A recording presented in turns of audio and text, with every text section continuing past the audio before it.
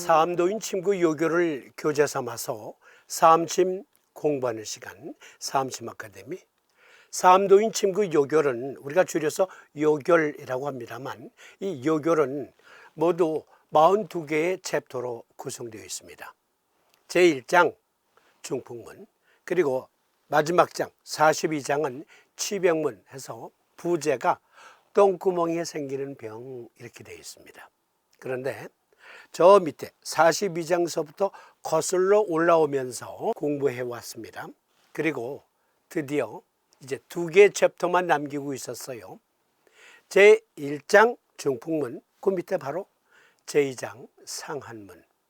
그런데 어떤 분들은 아니 상한문 왜 이렇게 길어? 그러실지 모르겠습니다. 진도가 좀 늦는 것 같아. 이렇게 말씀하시는 분들도 계실지 모르겠습니다. 그런데요, 요결 제2장 상한문의 상한병은 장준경 선생의 상한론에서 비롯된 병증이에요. 그래서 상한론을 이해하지 못하고서는 상한문의 내용을 역시 이해하기가 어렵습니다. 그래서 상한론과 함께 공부하고 있었어요. 그리고 태양병은 이미 토론했고, 양명병에서는 발열오한이 아니라 발열오열이 있습니다. 오열, 오히려 열기를 싫어하는 거예요. 태양병에서는 발열오한이 있어서 추운 걸 싫어하는데, 그래서 지난 시간까지 양명병에서의 오열의 기전은 무엇인가 함께 토론했고요. 이번 시간은 삼승기탕증으로 보다 확실하게 확증해 보도록 하겠습니다. 상한병은 아시다시피 독한 바이러스가 폐강에 침입해서 생긴 병증이에요. 급성 열성 호흡기 질환. 그런데 폐는 외기가 직접 닿는 공간이기 때문에 표부라고 하는 것이지 바이러스가 피부를 통해 들어오지 않습니다. 태양병에서는 발열오한 맥부가 있는 반면 양명병에서는 증증발열, 이 그림처럼 압력솥 안에 증증발열, 그 상태가 몸 안에 속에서부터 밖으로 뿜는 거예요. 그리고 오열, 즉 오한 대신 열기를 싫어합니다. 맥은 침, 긴 등의 맥상을 보이고 있습니다. 물론 백호탕증에서는 홍대맥이라고 하지만 그건 나중에 토론하고, 그래서 지난 시간에 삼승기탕증을 이해해야 양명병을 올바로 이해할 수 있다. 그리고 오열의 기전까지도, 그것 오늘 함께 살펴봅니다. 태양병 3일에 발한하여도 병이 해하지 않고 증증 발열하는 것은 위에 속하는데 조위승기탕으로 다스린다. 나누어 보면 여기 태양병, 급성열성 호흡기병이 폐에 침습한 것, 그래서 발열오한이 있었어요. 그런데 발열오한이 있을 땐 초기 증상에서 마황탕 또는 계지탕을 써서 땀을 내라. 땀을 내면 낫는다 그랬잖아요. 그러니까 마황탕, 계지탕을 썼는데도 병이 낫질 않아. 그리고 증증 발열한다 그랬어요. 앞서 압력밥솥 영상에서도 보셨듯 속에서부터 열이 후끈후끈 밖으로 내뿜는 거예요. 그래서 열기를 싫어해요. 오열이 있어요. 그러한 것은 위, 즉 위가 소장, 대장에 염증이 있어서이다 라고 말합니다. 조위승기탕의 처방을 보겠습니다. 대황, 구감초, 망초. 대황과 구감초를 물 3호에 먼저 달여 1호를 취하고 다시 망초를 넣고 약간 달여 끓으면 조금씩 온복한다. 주증, 필수목표, 변비. 이때의 변비는 2급 후중의 변비예요. 그러니까 똥굿이 타는 변비, 실열 변비라고 하죠. 설건조, 맥은 침하고 긴하다. 경도에 복창만이 있고 증증발열, 우한은 없음, 오열, 객증으로는 서모, 헛소리를 바라거나 신번, 흉통, 구갈이 있습니다. 여기에서 대황은 장연동 운동을 촉진시켜요. 망초는 굳은 변을 무르게 하는 작용이 있어요. 여기에 감초가 들어가는 것은 설사 속도를 조절하기 위해서예요. 그런데 여기서 우리가 생각해 봐야 될 것, 설사를 시키면 증증 발열이 해소되는 기전은 무엇인가? 여러분, 평창에서 열렸던 동계올림픽 때 노로바이러스에 감염된 선수들 많았었죠. 그때 응급실에 실려가고 난리 났었습니다. 노로바이러스, 로타바이러스 등등의 감염이 되면 설사를 쫙쫙 하면서 고열이 나요. 그런데 여기에서 지금 위장관에 염증이 생겼는데 설사 한두 번 시킨다고 이 증증 발열이 멎겠어요? 상식적으로 생각해 보세요. 그 의과학적인 기전은 조금 후에 말씀드립니다. 일단 생각해 보자고요. 설사시키면 증증 발열이 해소되는 메커니즘은 무엇인가? 소승기탕, 대승기탕에서도 마찬가지예요. 소승기탕증을 보면 양명병으로 땀이 많이 나서 진액이 외부로 나가면 위가 건조해져서 대변이 경하며 서모, 즉 정신이 몽롱한 상태에서 헛소리를 한다. 이것은 소승기탕으로 다스린다. 한 번 복용해서 헛소리가 그치면 그 사람은 다시 복용하지 말아야 한다. 즉 양명병으로 땀이 많이 나는 것은 이열로 인해서 증증 발열을 하니까 땀이 나는 거예요. 그리고 위가, 즉 대장이 땀을 많이 흘림으로 인해서 건조해졌다. 그래서 대변이 굳었다. 그로 인해 정신이 몽롱해져서 헛소리를 한다. 처방 구성, 대황, 후박, 지실. 여기에는 망초가 들어있지 않아요. 감초도 없습니다. 이 세 가지 약을 물 4호에 달여 1호 반을 취하여 2번에 나누어 원복하며 처음 탕약을 복용하면 설사를 하고 헛소리가 멎는다.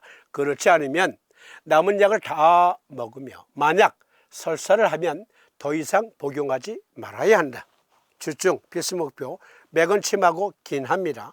복창만 있고 발열, 조열, 변비, 땀이 많습니다. 확인 목표, 소변이 삭, 소변을 자주 봐요. 땀 흘리는 데다가 소변까지 보니까 변은 더 굳어지겠죠. 딸꾹질, 열성 딸꾹질, 초변은 경하고 후변은 연하다.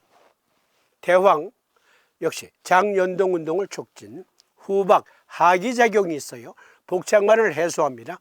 지실 역시 하기작용이 있으면서 경한 장연동 운동을 촉진합니다. 그러니까 이것은 조위승기탕증보다 경한증이에요. 대변은 처음 나오는 변은 딱딱한데 나중에 나오는 변은 물설사 또는 무른 변을 볼 수가 있습니다.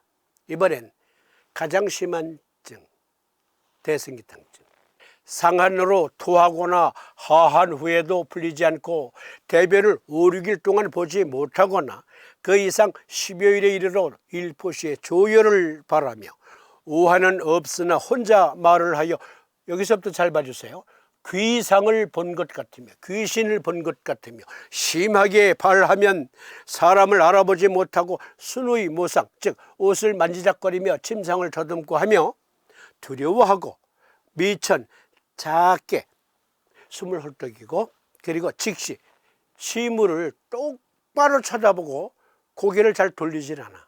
맥이 현한 사람은 살고 색한 사람은 죽으며 미한 사람은 다만 발열 소모하는데 대승기탕으로 다스리며 만약 한 번 복용하여 설사를 하면 다시 먹지 말아야 한다. 여기에서 대변을 5, 6일 동안 보지 못하거나 증증 발열로 땀을 너무 많이 흘렸어요. 그래서 대변이 굳었어요. 그리고 일포시에 조혈을 바란다. 이것은 해질 무렵이면 증증 발열이 더 심하다. 그리고 귀상을 본 것 같으며에서 미천 직시한다까지는 거의 뇌 손상에 가까운 데미지를 입은 상태, 뇌가 손상을 입은 상태예요. 그걸 말합니다. 대승기탕증에서는 대왕망초, 후박지실, 그러니까 조위승기탕에서 감초 빼고 그리고 소승기탕을 합친 거나 다름이 없어요. 대왕망초에 후박지실을 썼기 때문에 이것은 쏟아내는 힘이 강합니다. 아주 강한 약이에요. 물 한 되에 후박지실을 먼저 달여 5호흡을 취하고 찌꺼기를 버린 후에 대황을 넣고 다시 달여 2호흡을 취한 후 망초를 넣고 다시 약간 달여 2번에 온복하며 설사를 하면 남은 것은 먹지 말아야 한다. 주중 필수 목표, 배꼽을 중심으로 단단하게 뭉친 견물, 이것은 똥이 쌓인 거예요. 복만과 압통, 그러니까 속에 대변을 못 보고 쌓여 있으니까 누르면 아프죠. 그리고 배가 빵빵하고, 맥은 침지하나 힘이 있는 맥이고 오한은 없다. 설건조, 변비, 안정이 흐리거나 안구건조, 조열, 해지 무렵이면 열이 오르고 병이도 중하다. 그런데요, 여기에서 땀이 유한, 즉 기름기가 줄줄 흐르는 듯한 땀이래요. 속에서 압력밥솥에 가까운 그 증증 발열이 일어나니까 땀이 나는데 기름기 있는 땀이 흐른다. 실학적으로 다시 쓰는 육경병 제강, 삼승기탕증의 병인, 그리고 삼승기탕으로 설사시키면 증증 발열이 해소되는 그 메커니즘. 다시 강조드립니다. 바이러스, 박테리아 등은 섭씨 37도 이상에서는 잘 살지 못해요. 그래서 뇌중추는 인체 체온 설정점을 높이고 체표는 근육을 수축시켜 열의 방산을 막기 때문에 발열과 함께 오한하는 겁니다. 그런데 양명병에서는 발열은 심한데 오한이 없어요. 한 논문을 찾아보았습니다. 높은 체온은 인플루엔자 A 바이러스와 사스코브2 감염에 대한 장내 미생물군 의존성 숙주의 저항성을 증가시킨다. 즉, 체온이 높아요. 그러면 장내의 미생물총은 증식하게 돼 있어요. 미생물들이 기하급수학적으로 증가해요. 그런데 그 장내 미생물군은 폐 면역 지원을 위해 혈류를 타고 폐로 이동합니다. 그러면 폐강의 점막 면역이 증가하죠. 이것을 가리켜 숙주의 저항성이 증가했다라는 말이에요. 장과 폐 그리고 뇌는 연락되어 있어요. 높은 체온은 장내의 미생물군을 증식시켜서 면역력을 총동원하는 거예요. 그래서 폐면역을 지원합니다. 그런데요, 폐강에 바이러스가 침투하면 그 바이러스를 수용하는 수용체가 바이러스가 폐강 점막으로 침투하도록 유도하거든요. 그런데 장내에 장점막에는 바이러스 수용체가 없다. 인플루엔자 바이러스에 한해서. 그래서 아직까지 현대의학에서는 폐각의 바이러스가 위장으로 들어가지는 않는다 라고 현재까지는 그렇게 알고 있어요. 그러니까 현재까지 그렇게 알고 있는 것까지만 가지고 한번 우리 살펴봅시다. 그러니까 양명병은 폐각에 침투한 바이러스가 위장관으로 들어가서 병변을 일으킨 게 아니다. 현대의학에서는 그렇게 말하고 있습니다. 그러함에도 불구하고 현대의학에서는 양명병의 삼승기탕증은 이런 것이야 라고 간접적으로 증거하고 있습니다. 인플루엔자 감염은 장내 세균층의 구성을 변화시켜 면역 조절 이상을 초래하여 염증성 장질환을 촉진할 수 있다. 장내 미생물층의 불균형, 즉 유익균과 유해균이 상호 공생을 해요. 그런데 유익균보다 유해균이 더 증식을 해요. 그것은 독감 관련 염증성 장질환을 유발할 수 있다. 우리가 흔히 말하는 위독감, 즉 위독감은 인플루엔자 독감과 다른 거예요.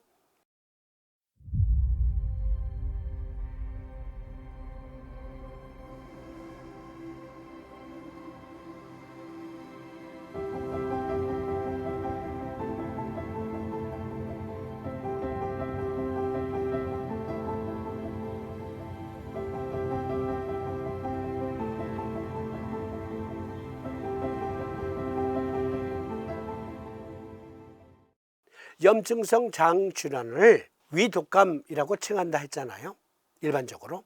그런데 그것은 노로바이러스, 로타바이러스 등등에 의한 바이러스 질환이에요. 하지만 폐에서 발견되는 그 인플루엔자가 장에 들어가서 염증을 유발한 게 아니고 체내의 높은 고열로 인해서 장내의 미생물군이 급증하게 되면 면역력이 폭발적으로 발휘돼요. 그때 어떤 사람의 경우는 장내에 유익균, 유해균의 공생 그 관계가 깨져서 불균형을 이루게 된다.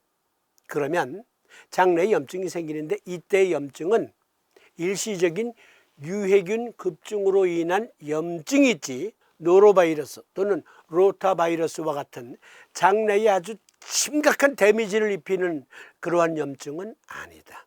일단 그렇게 정리하세요. 그런데 그것은 또 열을 수반할 수 있어요.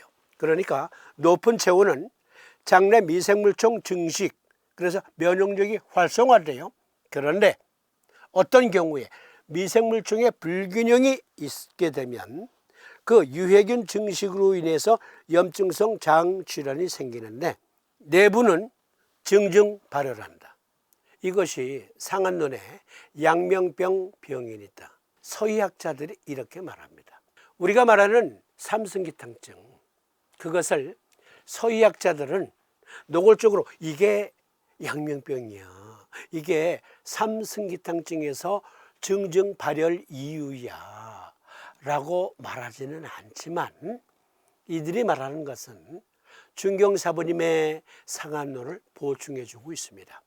여기까지 정리해드리면 태양병, 뇌중추 설정점을 상향 조절해요.